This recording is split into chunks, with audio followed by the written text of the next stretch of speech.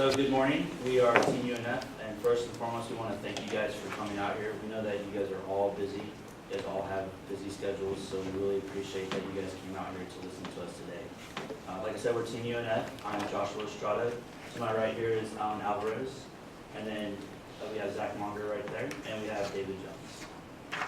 And today we're going to talk to you guys about the East Coast Railway case. So first, we want to talk about some of the assumptions that we made in the case. That's going to be spearheaded by Alan. And then we're going to talk about some of the current prices from Asia to Orlando. That's going to be spearheaded by Mr. Jones. Third, we're going to look at the shipper's perspective, and Zach's going to go ahead and take care of that for us. Next thing we're going to talk about after that is economics of proposed East Coast Railway services, and Alan's going to talk about that. And then I'm going to wrap it up with proposed FEC rates for the 15% contribution margin. So in talking about assumptions, obviously we don't have all the information, and even if we did, it'd still be biased in some way. So we had to assume some things. Luckily for us, the case did say that the FEC fuel surcharges are 20% lower than the posted highway ones. So we made sure we accounted for that while we were adding in the fuel surcharge rates. We were pricing out the options. We also looked at the price of diesel, and according to the Department of Energy, as of April 13th, the average price of diesel was $2.31. So we used that in our matrix. That is an example of how we calculated the total rate of service, and we also made sure that we took into account that truck drivers are regulated to only drive 8 hours a day for a range of 500 miles. And these are the current prices as they stand from Asia to Orlando. With the total cost, we took into consideration the approximate rates from the information that was provided, and we also included the drainage of 18%, which was provided by the Department of Energy, which we took that into account and adding that in as we multiply it. The Port of Savannah is actually the cheapest in terms of total cost, but the Port of Everglades and Miami are very competitive rates in terms of all of the ports of destination. In terms of the highest cost, the Port of Houston takes an account of 2 days of drayage. So that is why the cost is the highest there. And we also wanted to point out that the fastest one, surprisingly to us, was the NS Jacksonville Ramp via Long Beach. It beat the average by at least 7 days. So we just thought it was really interesting to point out that it may not be the cheapest, but if you want to get it fast, that's the way to go. All right, so what are the shippers' perspectives, and what are their considerations with their routing options into Orlando? So most importantly, the number one consideration would be cost. So with that, transportation costs directly affect the company's bottom line, and so shippers today are recognizing that the impact of the supply chain is actually enabling them to control their costs and reduce their costs more as they can get the supply chain under control. And secondly, transit time, another very important consideration. With the transit time, shippers want to know how long it takes to get their product into their hands so they know when they can get it on their shelves for the consumers to buy.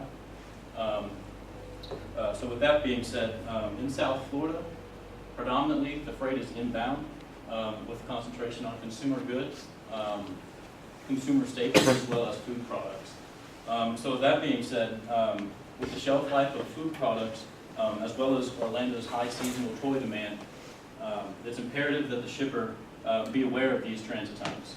And we just wanted to point out that I worked at the storefront at Toys R Us for around 8 years, unloading trucks and merchandising, and Zach actually worked at Target and the distribution and the storefront. So we realized how important the seasonality is, especially, because sometimes, I know during our Christmas season, or even during Easter or Halloween, sometimes a truck would sneak in Halloween items and it was already November. So it's really important to make sure that you get the product at the right time, and especially the build-in time for the transit. I know last Christmas, Toys R Us, we had a little issue with, I guess the West Coast ports were kind of slow, so our shelves were looking kind of empty, so our manager was starting to get a little crazy because he cannot sell air, as he always told me. So it was really, it's one of, like, transit time, especially during the busy season, is one of the biggest considerations that we have. Yeah, so absolutely. So the two of the biggest ones here are the cost and transit time. And it's important for the shippers to consider both, because considering both, you can find the best routing options and the best lane for them. Some other considerations we wanted to talk about was obviously the West Coast port congestion. And this is largely due because they're union ports and they're having union labor strikes. But that's not all that's really making the ports as congested as they are. Combined with large ships referred to as post-Panamax ships, bringing in more TEUs to the port, as well as the lack of drayage service providers in that area. It's really causing them a lot of problems. I know from experience with Crowley Maritime, trying to get freight out of those two ports has been very tedious. There was a time when it was taking 60 to 90 days to pull anything from those ports. The drayage service providers were so backed up. And lastly, we just wanted to talk about the Panama Canal expansion leading to Florida ports and deeper dredging. So currently, the maximum size ship holds 5,000 TEUs going through the Panama Canal. With the expansion, it will increase to 13,000 TEUs. And to be effective with larger ships flowing through this canal, it's imperative that the ports in the Gulf and East Coast ports dredge a little deeper. Currently, Miami is the only one that's 50 feet. Port Everglades has been approved for both the cranes and the deepening, and the Army Corps of Engineers has actually proposed the deepening of both the Savannah ports and the Jacksonville ports to 47 feet. And so ultimately, these 5 things listed are shipper considerations for routing options in Florida. Okay, so taking all that in mind, we started to price out the options that are proposed. And option 1, it's either from Fort Lauderdale or from Miami, and it's round trip on the 40-foot containers and a truck route on Route 528 from Cocoa to Orlando, south of Orlando. And we found those prices, and then we priced out the option 2, which is the transload option in Hialeah, and that includes a rail shuttle from Miami to Hialeah, then up from Miami to Cocoa, the same truck route, and then up again to Jacksonville. But what we were doing is we realized that we were comparing the prices, we were comparing apples to oranges. So what we did, we decided to convert both to oranges. So the case study actually said that 3 40-foot containers would equal 2 53 containers. So the way we calculated it is we did 153 is equal to 1.5 of the 40 foots. So when we priced them out that way, now option 2 is more viable. But for us, it didn't seem like it'd be too much of the difference. It's about $200, $300 difference per unit.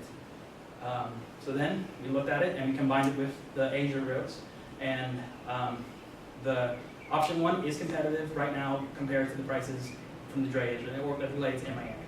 Option 2 becomes an option once we accounted for the differences in the sizes, but we still think that option 1 is still the most competitive out of the 2 options. So then we looked at your total investment that you would have to bring up front for the Cocoa Beach or the Cocoa Beach area, the transloading area. So we looked at the infrastructure was $5 million, and the cost for a container yard was $100,000. We weren't quite sure from the case what the number of trucks that we would need to purchase. So what we did was we just broke out the trucks in increments of 10. We priced them out here, so you can see that the cost of a truck at $120,000 for 10 trucks is $1.2 million. For 50 trucks is $6 million. Then we went ahead and added that to the total investment cost, which was the infrastructure and container yard. So you can see for 10 trucks is $6.3 million, and for 50 trucks is $11.1 million. And then we went and looked at what the case said. The case said that Florida East Coast Railway did $400,000 revenue intermodal in 2014, intermodal revenue moves. So at an average of $450 per revenue move in 2014 per unit, we went and took the contribution to overhead and profit at the 15% stated in the case, and that gives us $67.50 per unit. So we went and we multiplied that out by the 400,000 units that was done in 2014, and that gives us 27 million from intermodal. But that's the 400,000. We understand that Florida East Coast Railway moved 400,000 intermodal units throughout the state, not going to Orlando. So what we did was, we decided to look at what we would need to move in terms of volume in order to cover the initial investment of the 500,000 or the 5 million and the 100,000 plus the investment of the trucks. So as you can see here, with the trucks again in mind, for 10 trucks, we would need to actually move, or 93,333 units would need to be moved in order to cover the investment if we bought 10 trucks, along with opening the transload facility in Cocoa.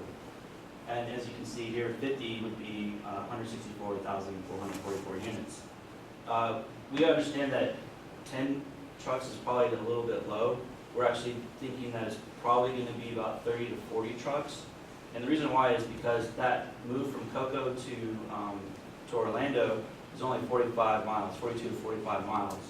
And we're thinking that one truck can take loads 2, maybe 4 times a day. And for East Coast Railway already is moving 6 trains through that area. So we think that 30 to 40 trucks is probably what they're going to be wanting to purchase. But at this time, we don't think that this is a viable option, just because we know right now that we're not moving, or excuse me, Florida East Coast Railway is not moving 100,000 units through to Orlando.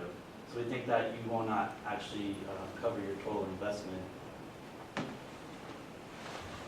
Okay, so just a quick recap. We went over the current prices from Asia to Orlando. We saw that the South Florida ports are competitive in terms of the price from there. And from the shipper's perspective, we looked at what their considerations are in terms of cost, in terms of transit times. The South Florida ports do offer a attractive cost and transit time combination. We also looked at the economics of the options, and we saw that when we finally compared oranges to oranges, that both options are sort of viable to each other. And when we added into the Asian prices, they are still, the South Florida option 1 is still very competitive with just regular mooch shipments from Drayton and Savannah and Everglades and Miami. And then we looked at the contribution margin, and we found that if right now at the moment we would not recommend actually implementing these options.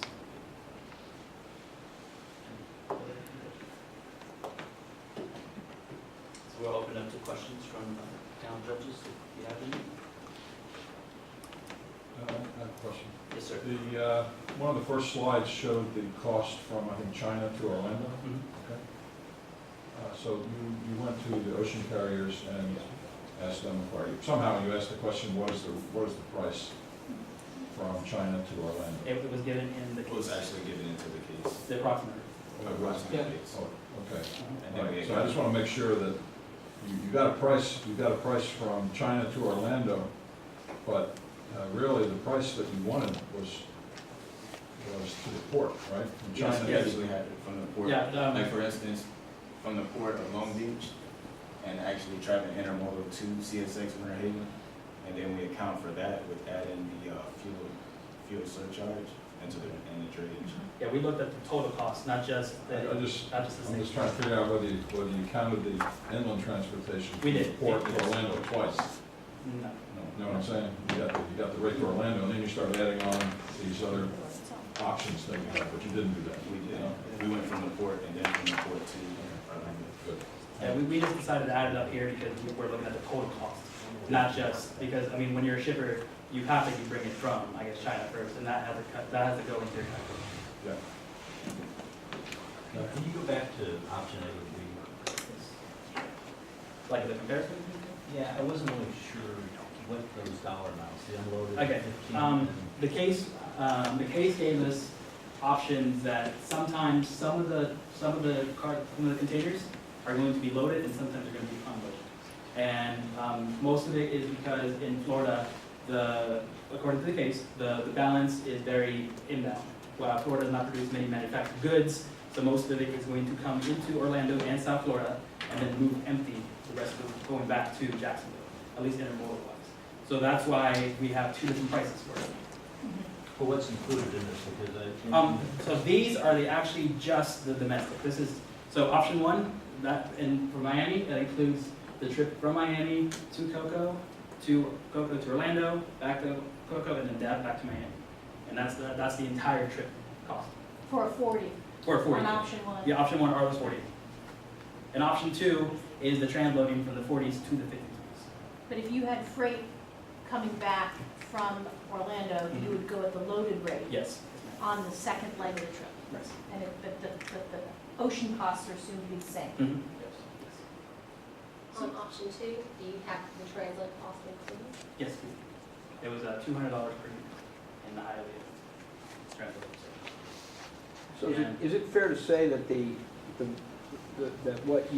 what tipped the scales to say don't do this was the cost of the trucks? I think so, honestly. I mean, that was the biggest, I guess, contribution at the end, if we go back to that. Yeah, I mean, because the infrastructure was stated, and the container yards, they really weren't that much, but if you look at the trucks, that's at least half of it right there. So I'm confused, because if you look at page 16 on the case, it gives you $100 gray from the Cocoa Ramp to Orlando. So I'm confused as to why you burdened the economics with the purchase of the truck. The case study actually also mentioned that if they would have to buy trucks, or trailers, I think it was called tractors, I think that was the phrase in the case study, that the FEC would have to buy tractors for this route at $120,000 per tractor. And that's why we decided to include that in there.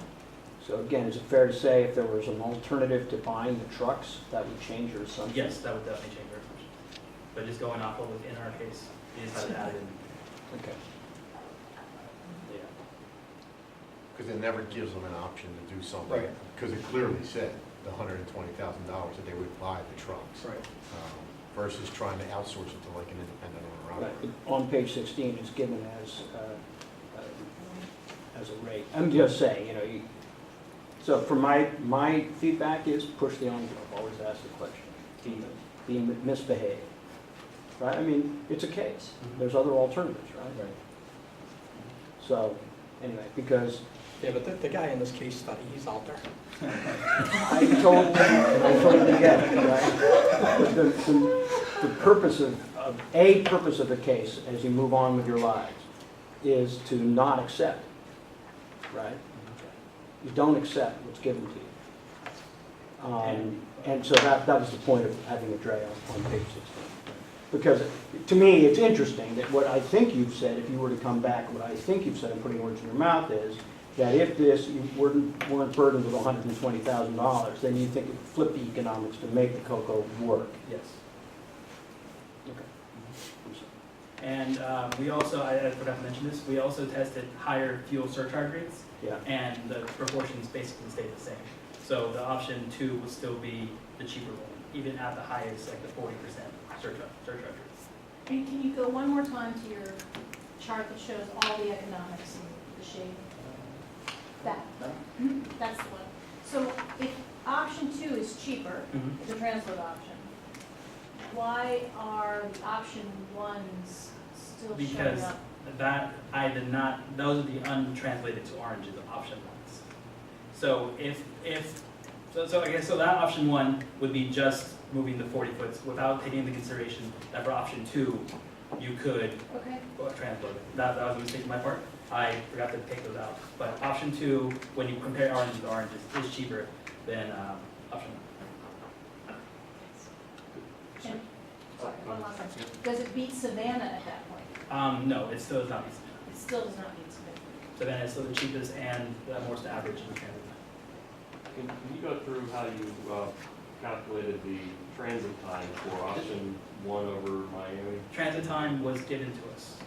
The transit time to port was actually given to us, and we took the mileage and we found that it was still within a day's worth of travel because it was under 500 miles and under 8 hours. So we added a day basically to transit time. And that covers the transload and the other activities of the equipment. Yes, sir. I have one more question. Going back to number 2, when you had option 1 and 2. Because it's not clear on here, did you include on your transload that you translated the drayage of the container back to the port? Yes, it was, It is, okay. in the case, it was given to us as a round trip shuttle. Okay, good. And that not being a viable option also towards the end is in terms of basically the 15% contribution margin. So this is sort of how, breaking it down, the cost for option 1. And we broke it down, the shuttle from Miami to Hialeah, then the rail part, the truck part, and the rail part again. So I probably should show this first. And then get to that. So I have a question just about the process. So the questions, the academic case study questions that you outlined in your first slide, were you given those last night? We did this last night, like 9 Okay, o'clock. that's what I thought. So, 9 o'clock? At 9:30. okay, all right. We had a case for a week. You had the case. Just- I know. Yeah. After a nice big dinner too. Seems Yeah. We sort of guessed that we were gonna have to price it out, so we sort of set up the Excel file Yeah. beforehand, and then just plug in the numbers for what we had to do. I do have one more piece of trivia. Mhm. Do you, and this just came around my straight, do you guys know the difference, why there's a difference between a class 1 and a class 2? I mean, we don't really cover too many railroads, but I'm assuming it's because of the size and the, I guess the. Mr. Bridges covered it, or in Um, our liquor spotlight. I don't know, I think it's the size, right? This is revenue. Oh, That's right. Size, size meaning big or revenue, so anyway. I had a suggestion on, like, for example, your exhibits A's and B's. Mhm. Give a breakdown of what makes up the numbers. Yeah, I mean, we did add them at the end, we just didn't, I guess, show them during the presentation. Because here's the option when Trump will auto, and that's breaking it down, the rail and the truck. So in the presentation, we probably should have shown this to show that we actually took into account all these different steps. And I think part of what the railroad would be looking for is to also sell the fact that, they've got the deep water port, that they've got the rail infrastructure in place, and that they've got all the options to serve the state to attract people that aren't going to Miami to go to Miami. And my number actually came up just slightly better on coming through Miami than from Sydney to the points. And this is just options with diesel fuel. They're going to LNG, so that's gonna be even cheaper. We were looking at some of the LNG at $2.25 for diesel. LNG is cheaper by 30%, coming in at like $1.73 a gallon, I believe. So once the Florida East Coast Railway goes to LNG, that could be also taken into account by the shippers and by Florida East Coast Railway when they're marketing to these customers. They can say, well, we just switched over our 24 locomotives to LNG. We're coming up cheaper. We've redone our numbers and we're more economically viable for you to ship over the railway. We're good, sit on time. Okay. Great. Job, guys. Thank you, Thank guys. Thanks, guys.